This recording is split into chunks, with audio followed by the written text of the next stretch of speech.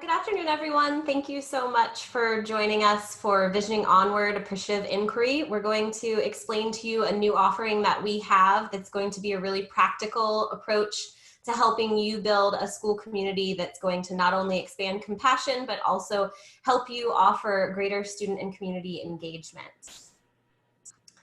So this new offering is from Dr. Christine Mason, the Executive Director of the Center for Educational Improvement, Jennifer Ozgur, a certified appreciative inquiry facilitator who's our newest CEI trainer, and myself, the Director of Innovation and Research Support. And this new offering blends the 8-step iterative visioning process that Dr. Mason introduced in her book, Visioning Onward, A Guide for All Schools, and also Jennifer's appreciative inquiry that she has been training with for years. So when we look at reopening, we think about everything you're going through right now and you're planning. We know many of you are planning and you're thinking about physical safety and emotional safety. That has to be foremost. We know that there's concerns about staffing. What will you do virtually? What will you do in classrooms? How can you save costs? Is there any way? What's happening with budgets?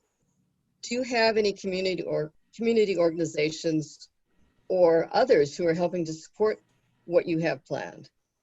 We also know it's important to think about the various types of technologies that you can offer, especially if your school or district is going to be doing distance learning. There's also logistics to think about, just scheduling and environments and how those are going to look. And then something that's foremost on our minds is how are we going to address the trauma and stress that COVID-19 and the societal changes are wreaking on all of us. Yes, and there's also so many different regulations and guidelines from Department of Health, Department of Ed. There's so many things to be thinking about how to implement them. Also, simultaneously, how do you strengthen relationships within the school, the community, the students and the families, and how might we all do that together to create this collective shared vision? So we ask, is education changed forever?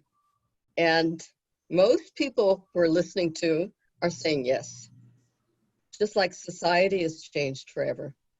Paul Revere, who is a professor at Harvard in early childhood education, has been saying for years we need to change early childhood education and that we should never lose the opportunity of a crisis. Yes, and when I hear that quote, it really makes me think how when you have an opportunity like this, when I think of that opportunity, really what it's giving you the ability to do is to consider your greatest strengths, your sense of self, and how times like this is really giving you the chance to step into your greatness that really is your destiny. So we have a quick question for you. 3 options. We want to know first, when it comes to visioning, what's happening in your school or district? We've done this poll with some other audiences and found that districts and schools are at different points in the visioning process. You know what? What we realize is that many districts are planning without visioning. In some ways that makes sense. You've got an emergency and what are we going to do? However, we really realize that this is an opportunity to do more than just put out a fire. It really is an opportunity to take what we've been learning these last few months and all the considerations about things like equity and justice and relieving trauma and how to work with families and children, how to be more connected in a virtual sense, how to use what we know about the advances in technology to really elevate what we do with education. So this is a huge opportunity. And if what you do is planning as usual, you may miss out on this opportunity. What we're doing is based partly on a book that I've written with Paul Liebenow and Missy Patchke, Visioning Onward, A Guide for All Schools. Next slide. When we wrote the book, we didn't realize we'd be in the middle of COVID-19. We didn't realize that there would be the call for racial justice and equity that we're hearing right now. we thought it was just a wonderful opportunity to work with schools and districts just to make them better. However, here we are now, and we do have an opportunity. So today we're going to share a little about our series and the options. And, you know, Jennifer came on board with us about 2 or 3 months ago and did a webinar for our work in New England with the Childhood Trauma Learning Collaborative, that SAMHSA funded work that we're doing with New England. And when we heard her talk about appreciative inquiry, you know, Dana and I were listening and it was like click, click, click, click. They fit together. The appreciative inquiry process is a wonderful process that really helps to build trust and relationships. Some of the things that we really consider to be fundamental, foundational to working with teams to really develop a vision together.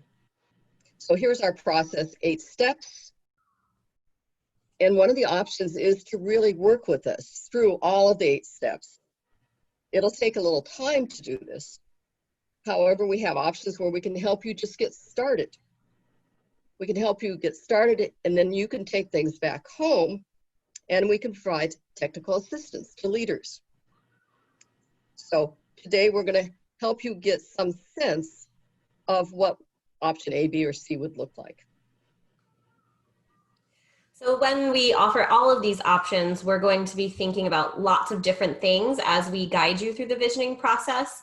And some of the things that are foremost on our mind right now are thinking about all of the stress and grief and loss that COVID-19 has resulted in, as well as the loss that racial injustice has been wrecking on our citizens for centuries. We also want to make sure that we're helping you understand how to access the really important resources to address trauma and mental health challenges that are widely available online, and also for low cost when you get to some evidence-based programs and curricula. We also focus on strengthening relationships, not only within the school building, but also with the families of your students and the communities, organizations outside that can be really, really valuable resources to help you spread your school's vision outside the walls of the school building. And when you do that together within your community, you're meeting the needs of the families, the students, the staffs, and all of the townspeople together. So we really like to help guide you in having those conversations and giving you the tools you need to vision for a better future together. I want to remind you first that as we go through this, if you have questions or comments, please use the chat box. There'll be a few times when we actually will specifically say, wow, we'd like your input right here, right now. But at any time, please go ahead and use them, and we'll try to do our best to answer your questions as we go through today's sessions.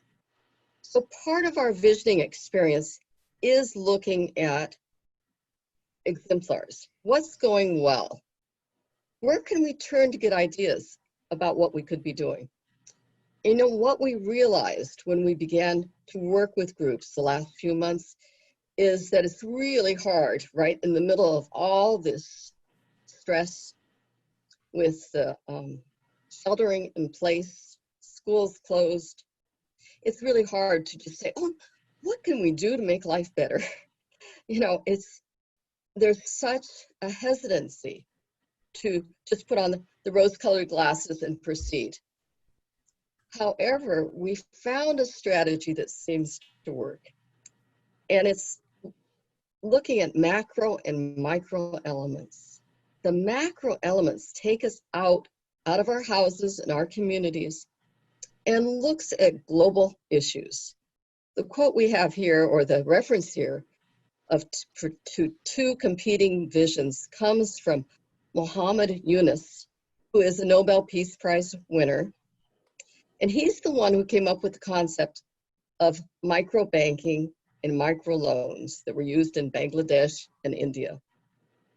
And not surprisingly, recently he says, you know, really there are 2 visions. One is just to return to the status quo, or secondly, to rebuild a better world. we want to help you get to B, the second option.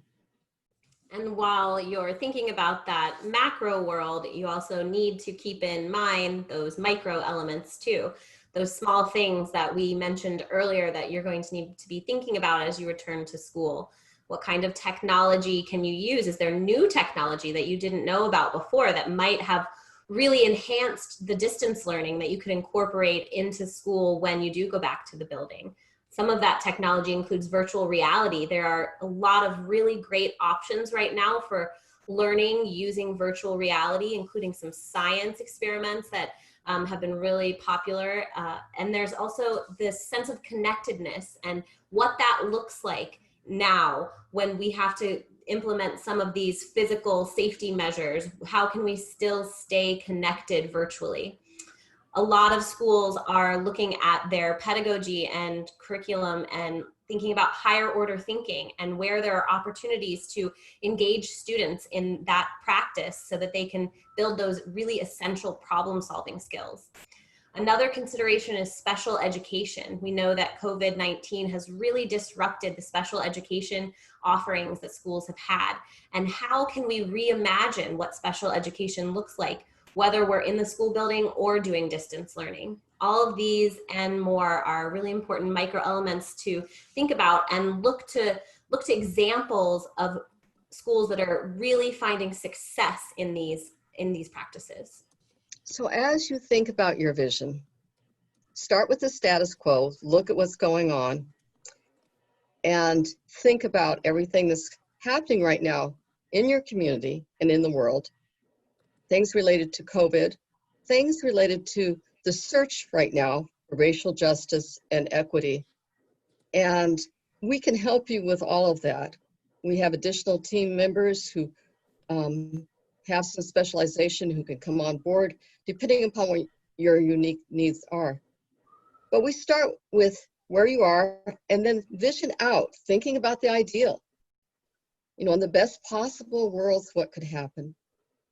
Then come back to the practical. You know, you have to pay for that hand sanitizer. Think about ways to be inclusive. Inclusive in a way that goes beyond what we've ever done before, in a way that brings more justice, more equity. Make sure that you're also being flexible. Don't just stick to the first set of rules that you think of and do those until everyone's reached a point of frustration. Use those problem-solving skills to be flexible.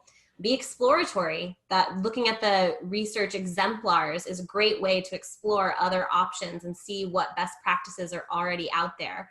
And don't be afraid to be bold. You might be making some choices that feel really scary and new to your community, but often the best way to make change is to just strike out and try it. So be bold with your choices.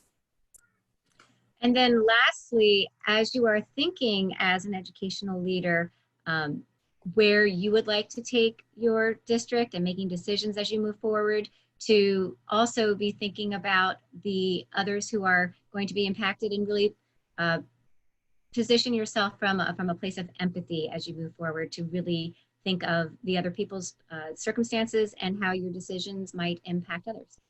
Could you go back to the last slide for just a few seconds? So as you vision to think about collective efficacy. So often we're tempted as leaders just to bring the vision to your team, to your school, to your district. And then what do you do to get people on board? And I know that you mentioned in your book that, you know, John Hattie is such a pivotal person in this as well. And to understand that visioning also involves other people as well, and how that can create a enriching vision moving forward. And then be mindful. I don't know how many of you out there know about mindfulness, but all three of us are steeped in it. We practice it day in and day out. We have our disciplines and we teach about it. We thoroughly believe that when you are mindful, you are more grounded, you're more aware of yourself and others, and you come from a place that's more centered, so your decisions are better. You're more alert. And in this time when we're likely to be confused and stressed out, mindfulness takes on an increased importance. So remember your breath. And as I often tell my yoga students, you know, if you move before you meditate, many times it's easier. If you just sit down and you try to empty your mind, sometimes it's really difficult. But if you get into your body, get that energy flowing first, many times you can come to a place of stillness. And from that place of stillness, sometimes you can come up with new solutions and ideas, a new sense, a new way of being. So we want to take you through a brief 2-minute mindfulness exercises just to give you an example of what we can bring to you. This is a heart beaming exercise. We have a book actually available for free to be downloaded from our website.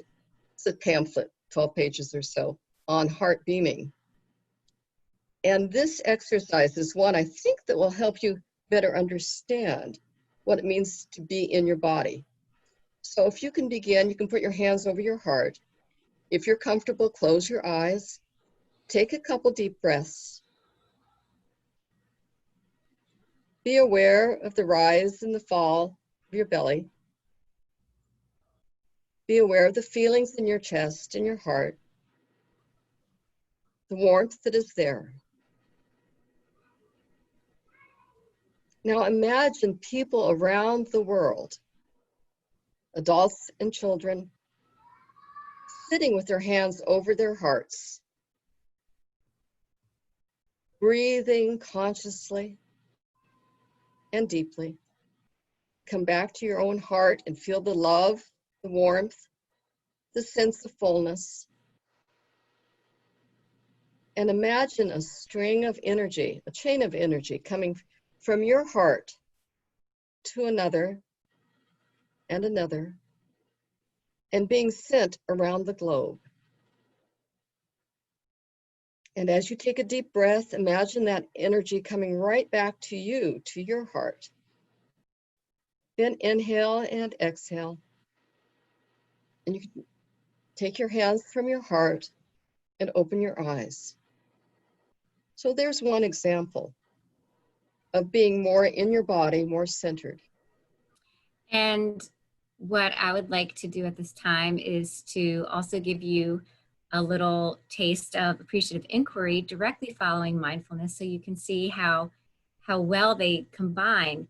And we were talking yesterday, Chris and I, about how there's so many things in nature. We are a human living system, and in nature, so many things expand and contract. Heart beaming, your heart has to expand and contract to pump the blood. Your lungs fill to expand and contract.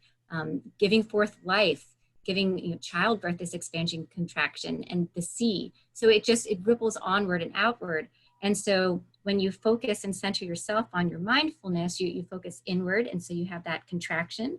And then what appreciative inquiry can do is also expand outward to think about our interconnectedness. So at this time, I want you to think about and connect personally and reflect outwardly. How did that feel for you to just take those couple of moments for yourself, to think about yourself and the place in your world and the world outside of yourself? And take that moment. And my question, my appreciative inquiry question for you is, what one word or short phrase comes to mind when you think about the wish that you have for the world? And just put that in the chat box so that we can see this ripple of all these words that when you're thinking about connecting your heart with the outside world, again, what one word or phrase is your wish for what you think the world needs right now? Thank you, Chantel. Protection. And as people are thinking of those words and it continues to ripple on, then we have those intentions that we set. And when we start thinking about that, as soon as we start asking that questions, we begin to manifest that. And so that's one of the principles of appreciative inquiry. So just want to remind you that we're tying the appreciative inquiry with visioning and with our exemplars. All right, so what is appreciative inquiry? And, you know, I could talk so long about this, but I appreciate your time. I don't want to keep you here too long, but in general, what I find so fascinating about AI is that it was not created in a bubble. It was created by David Cooperrider in Cleveland, Ohio. However, there was this simultaneity where other people like Martin Seligman with positive psychology realizing at that time, instead of trying to fix problems by analyzing what goes into problems, you know, how can we take someone who has, you know, dysfunction or dysregulation and move them to wellness, why not study examples of where people are thriving and organizations are flourishing and start to use that as a resource? And so really, you know, at the simplest, most basic form is that the appreciative inquiry is asking what is going well and how can we amplify that? So even in the darkest times, there are some outliers, some positive outliers. And so that's where, when we have these times of struggle and challenge, to look for those people and organizations who are flourishing despite the challenges and leverage that wisdom. So basically, thinking about that, you know, it's been going on since the 80s, but long before that, we were working on an industrialization model where there was top-down command and control born out of necessity with factories and industrialization. And really now we're bringing that paradigm, moving it forward to realize that with things like the internet, we have information available to us all. So there's a huge democratization of knowledge and strength and wisdom. And so to recognize that, so that we need, as technology has advanced, we need to advance the way we collaborate, vision, and find those areas where we want to get. And really what that is enlisting all stakeholders and letting all people have a voice so they feel a part of what we co-create.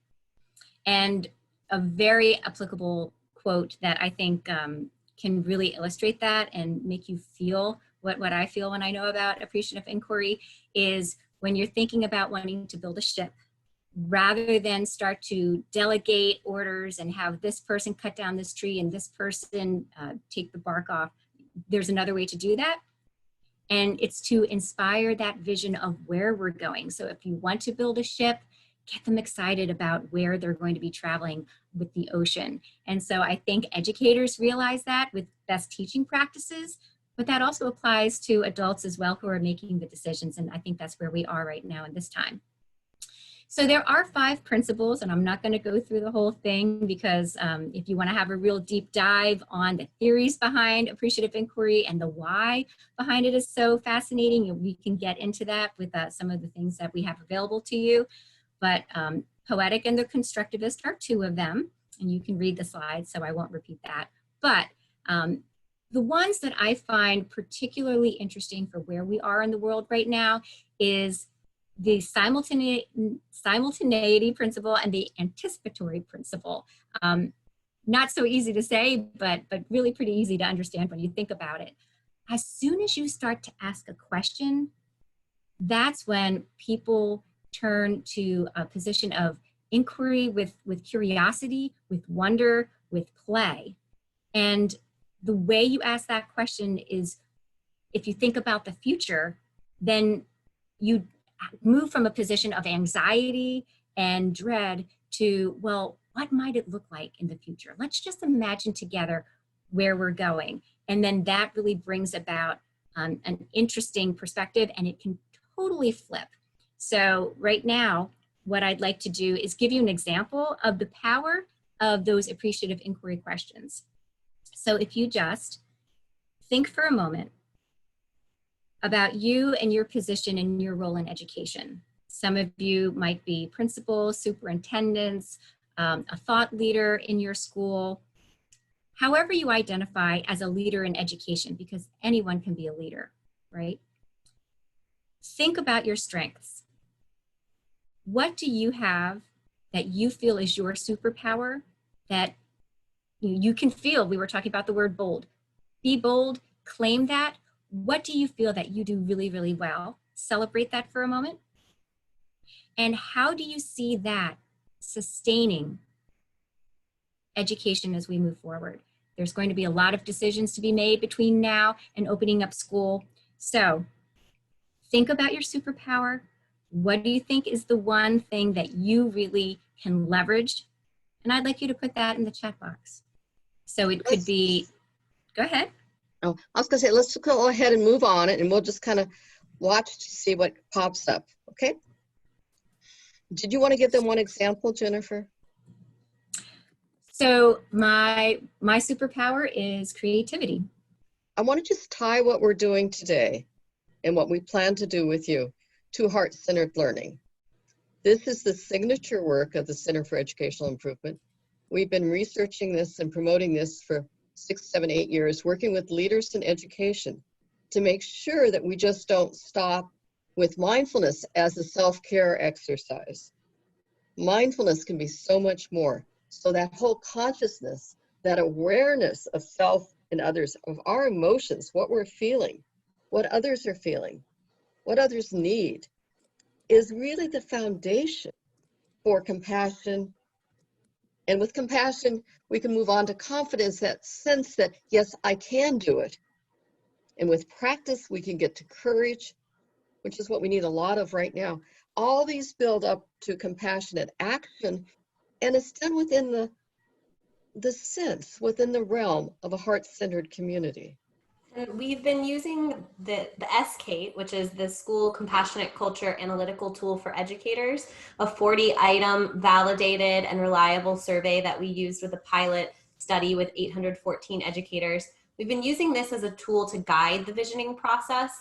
It's a very short 12 to 15-minute survey that all school staff, including not only school administrators and educators like classroom teachers, specials teachers, special education teachers, but also the broader school staff, school psychologists, cafeteria workers, bus drivers, custodians, anyone who comes into contact with a child. It's based on the research that Dr. Mason and her colleagues have been doing for decades in schools. And we found 5 factors that come together to show a picture of how compassionate, how trauma-informed a school's culture is. And you can see those 5 factors listed out there on the left. And I want to show you some of the items, sample items that are on our survey. They measure things like level of empathy that students are showing for each other, how compassionate the leadership is, the certain policies, whether or not the policies give students and staff an understanding of equity. And you can contact us to take a demo or go to scate.org to check out the survey for yourself. But we've had some great success in helping schools use the SCATE not only to understand which of the 5 factors are their strengths and which of the 5 factors they might be able to improve upon based using our recommendations that the SCATE provides, but also as a progress monitoring tool throughout this process to take the SCATE a few times per year so that staff can see if the programs and recommendations that we give them, if they are working to really improve the school culture in these various areas. Chris, is there anything else you want to say about SCATE? I think that does it for now. We've got a lot more. However, I'm looking at the time. So let's go. I want to remind you that as we work, we have a book that comes along as a companion to our work. And it has a lot of examples of exercises for you. We have a couple of them here, looking at visionaries like Steve Jobs and saying, who else would you consider to be your visionaries? And reminding you, even in the midst of everything we're going through, it's okay to dream. It's okay to give your staff permission to dream. And that's an important part of what we do. So here's our other books. We have a couple books on trauma and mindfulness. Huge topics, huge needs right now. So some of you are hanging on because you may be interested in like, what do we have to offer, right? What we have are a variety of options. They can be virtual or in person. And we know right now is an important time for many schools and districts. So if you sign up by July 20th, there's an opportunity for a discount. And basically, to reiterate, what we're doing, what we aim to do, is to move from the older paradigms that are very one-directional to really embracing the full child, the full mind, and the full community when we make decisions. So basically, for the 3-hour workshop, it's where we are taking some of the topics that we just scratched the surface today and getting in a little bit more deep behind the meaning of it and different strategies that you can use. It'll be experiential and metacognitive, where we will take you through some exercises, activities that you can do to bring clarity for yourself right now, and then clarity for your school.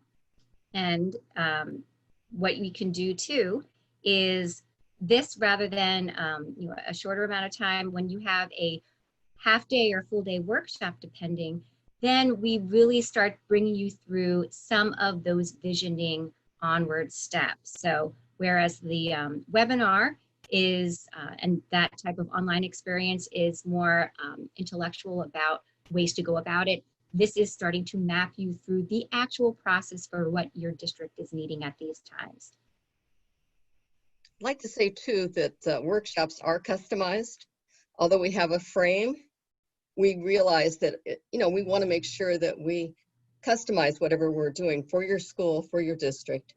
And so if you look at like tier 2, we take you a little further than with tier 1. So half-day workshops or full day, your choice, online or in person, depending of course on safety and travel and all of those things. But it's a wonderful way to meld together this beautiful appreciative inquiry process, a process designed to build trust and build community, and really give people a chance to vision together in an informal way. So they're dialoguing, they're discussing, they're debating, going back and forth, and then arriving at a draft vision. And finally, we can lead you to a full vision. So again, we can work behind the scenes with leaders, and then you can take the process to your district, or we can actually work with teams. It might be a number of schools in your district. It might start with your elementary schools, for example, or your high schools. It could be some classes across schools. There are various rationale for whether or not you want to begin with schools or classes. And there are rationales for whether or not you want to do things back to back, a deep, intensive dive initially, or spreading them out over a period of months. So we can help you problem solve about how to approach this. Our final tier is a consideration for something that might happen over a period of months. It could actually even be something that would be your year-long plan to take things from wherever it is in August or September and take you through a series of activities with leaders throughout the entire year. With this, we can help you finalize your vision, your mission, your goals, statement, action plans, so that in fact, you have an entire process. We use SCATE, and we also use assessments that you use with us that you develop for your district to help ground what we're doing. And what happens when you have it over an extended period of time is then you are moving toward a vision of having that appreciative inquiry culture infused within your organization, within your school, so that way when people have those extended amount of times to have those types of conversations, those strength-based, appreciative, positive conversations, it starts to become second nature. People internalize that, and you really start to elevate your entire staff. So we also just want to tell you about some resources that we have as a part of the program that Dr. Mason mentions that we're doing with SAMHSA funding, the Childhood Trauma Learning Collaborative. We have a base camp where we archive resources based on resources about a variety of topics like youth mental health, mindfulness, visioning, equity, and education. And we also have researchers on call to answer any questions you have about specific curricula or practices. So we are going to invite you to join that. If you see that in your email, feel free to accept that invitation and join some teams that are interesting to you, or you can ignore it if you're not interested. But we would love for you to join that community, that online community that we have. Okay, so time for questions. I don't know if you've got any right now or if you want to hold off and email us. Either works. I don't know if there were any questions in the chat box that we need to address. Dana, did you see any? I didn't see any questions, but I did see some talk about the need to focus on equity. And we also, the idea that we should not reinvent the wheel, two things that are very central to this process. Yeah, I just want to point out too that because of our background with yoga, meditation, and mindfulness, that depending upon your district needs, that in fact we can bring those experiences to you. And many of the people we work with appreciate and value the fact that we do take some time, a few minutes even, during our activities just to help you be centered and to get you set up so that you can think more clearly and be more mindful of what you need.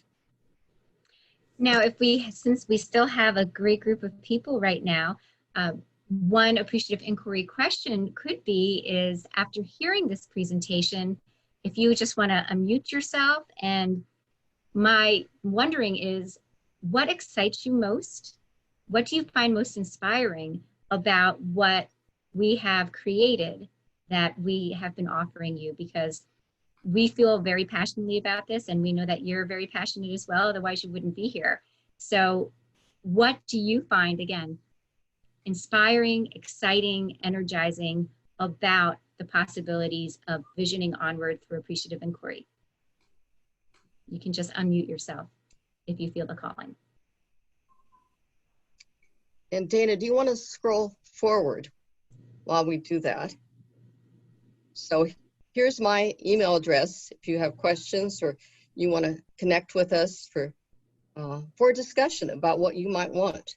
And we also want to let you know that we've just completed a toolkit about supporting staff and student mental health needs as we go back to school. It'll be published on the Center for Educational Improvement's website in a few weeks. So please do check back in a week or two to see if that's there.